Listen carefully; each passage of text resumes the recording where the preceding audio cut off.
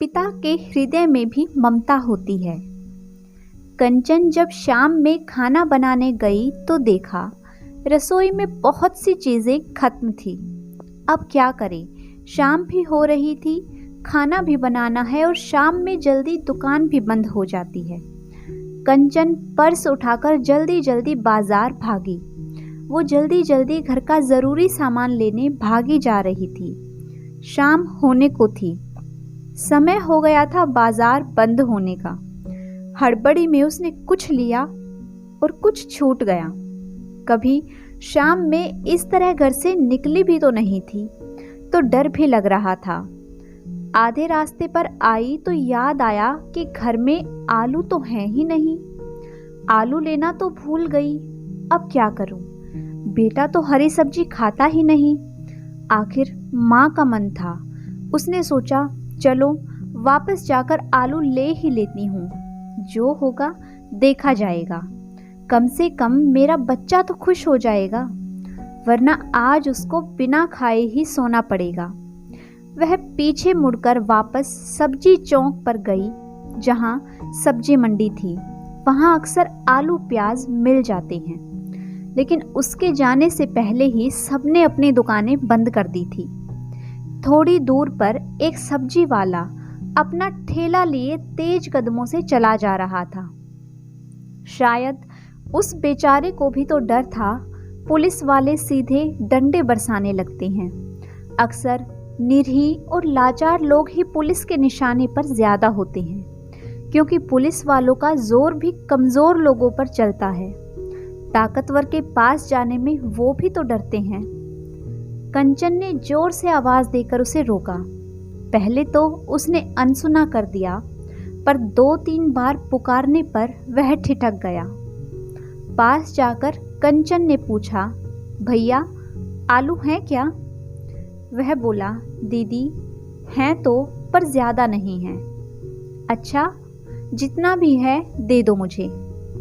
माफ करिए दीदी, मैं आपको आलू नहीं दे सकता। माफ क्यों? क्यों नहीं दे सकते हो? बेचने के लिए ही रखा है ना, फिर इतने नखरे क्यों? बेचने ही के लिए था दीदी, पर माफ करना, हम नहीं दे सकते हैं। थोड़े से ही बच गए हैं। अरे भाई, मुझे थोड़े ही चाहिए, जितना है ना सब दे दो, जल्दी करो। वह बोला, काहे जिद कर रही हैं दीदी, हम नहीं दे सकते। अब कंचन को गुस्सा आ रहा था। वह खींच कर बोली, अजीब आदमी हो तुम, जब आलू रखा हुआ है फिर भी नहीं दे रहे। कंचन ने थोड़ा अकड़ कर कहा, तुम्हें पता है मेरा बेटा आलू के सिवाय कोई सब्जी नहीं खाता। सारी सब्जियां हैं घर में, पर उसे हरी सब्जियां पसंद नहीं। मैं उसकी हर एक पसंद का ख्याल रखती हूँ। अगर आलू नहीं बनाया तो वो आज भूखा सो जाएगा। माँ हूँ ना, दिल नहीं मानता। हाँ, पर तुम क्या जानो, तुम माँ नहीं हो ना, तुम्हें क्या पता माँ के मन का, माँ की ममता का। दीदी, मन तो बाप का भी होता है, पर वह पसंद नहीं, अपने बच्चों के पेट भरने की जिम्मेदारी उठाता है। वह बड़ी मायूसी से हाथ जोड़कर बोला, दीदी हम माँ तो नहीं हैं, पर ममता इस गरीब बाप के पास भी है।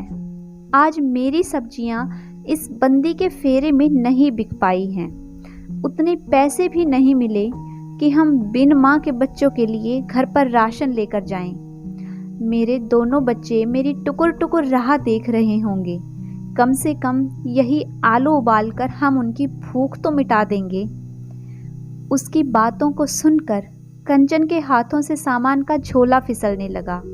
सब्जी वाले की आंखों में तैरते आंसुओं को देखकर कंचन का सारा गुस्सा आंखों से पिघलने लगा।